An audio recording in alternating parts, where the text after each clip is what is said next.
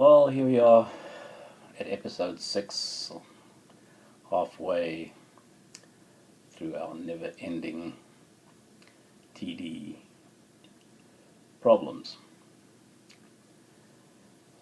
This is a warning to all TD clients. Watch everything the TD does, like double charging for wire transfers, putting accounts on hold, depositing money into wrong accounts, creating overdrafts to charge higher fees, and more. Then see how long it might take the TD to fix these problems.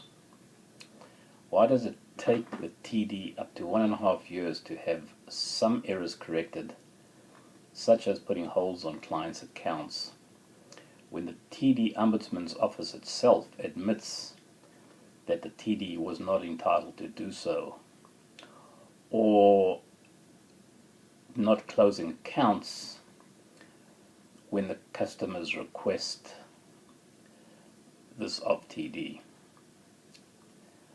This is something that was written by the Ombudsman's Office, and I'll read it. You shared with me that you spoke to a manager from a different branch, and they explained to you that the branch had no right to hold these funds.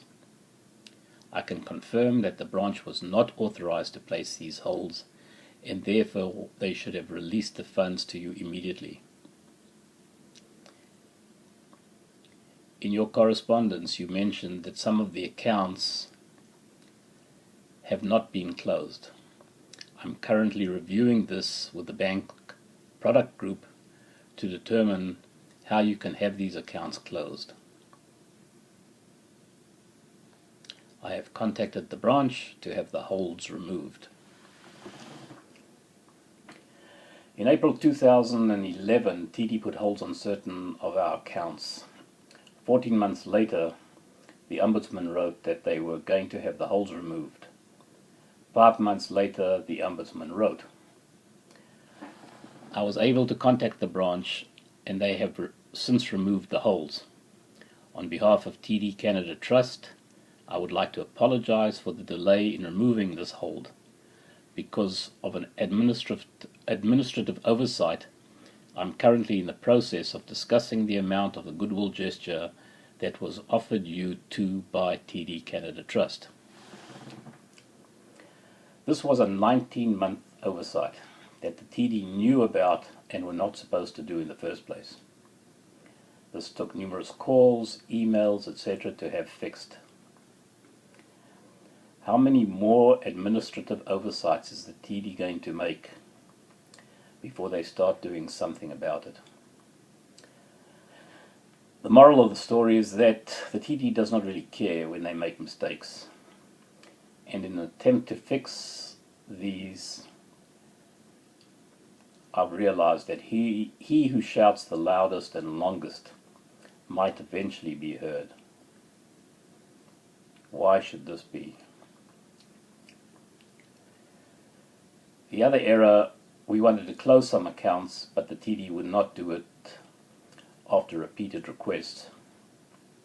It once again took the TD Ombudsman's involvement to finally get it done after many months.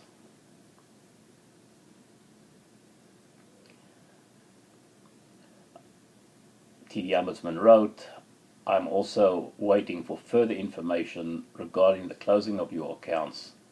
I will be in contact with you again shortly. Thank you for your patience. Another error that we found was double charging on wire transfers.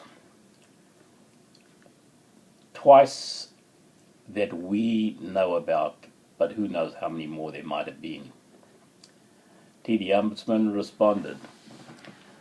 Finally, you mentioned a wire transfer that was charged to your son's account. As discussed, this has since been resolved, and if there are any other questions, your son will have to contact the bank directly, as it is his personal account that was affected. Once again, TD Bank just pushing off a complaint and trying to do the least they possibly can to solve the problem. Now, the problem was finally resolved, but what did it take of my son's time, my time, to actually get this done? This was not the proper answer that my son or I were expecting. If it was not for my son's diligence, this would never have been found, because at the time my son was a student and every penny mattered. How many millions of dollars are transferred daily in electronic form? How many people check all the bank charges, especially those people or companies that have many transactions every month? Would businesses even notice if they got double charged when they get hundreds of line items in their bank statements? Another mistake made by the TD was depositing money into a wrong account and then making the client jump through hoops to get the error reversed. TD made the mistake by depositing the money into the wrong account in the first place. Why not just fix it without creating further issues and bothering the person who was credited with this deposit in error? They had nothing to do with it. How is it possible that a company TD size can make this many mistakes? And once they make them, they will deny that they made them, or will try every trick in the book to delay, stall, or put up roadblocks, in the hope that the customer will either die first or just go away. TD, just do the proper thing and face the problems head on and solve the issues without inflicting further pain. One of the mistakes that was made and can be found on our website, tdthebully.com, was that TD presumed that a customer died, and because of this they closed his accounts. You need to see what it took to get this account reinstated for a very much alive man's account. In this particular case, the judge awarded damages because the mistake, and I quote, triggered inconvenience to a customer who had been with the bank for 30 years and caused him stress and nervousness and affected his quality of life. I feel very happy for this particular customer, and thank goodness he wasn't dead.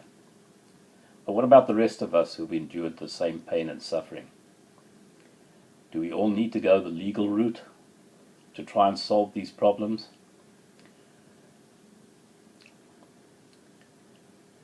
It is interesting to see what people have to say about TD customer service and being on hold and trying to get to speak to a live human from TD.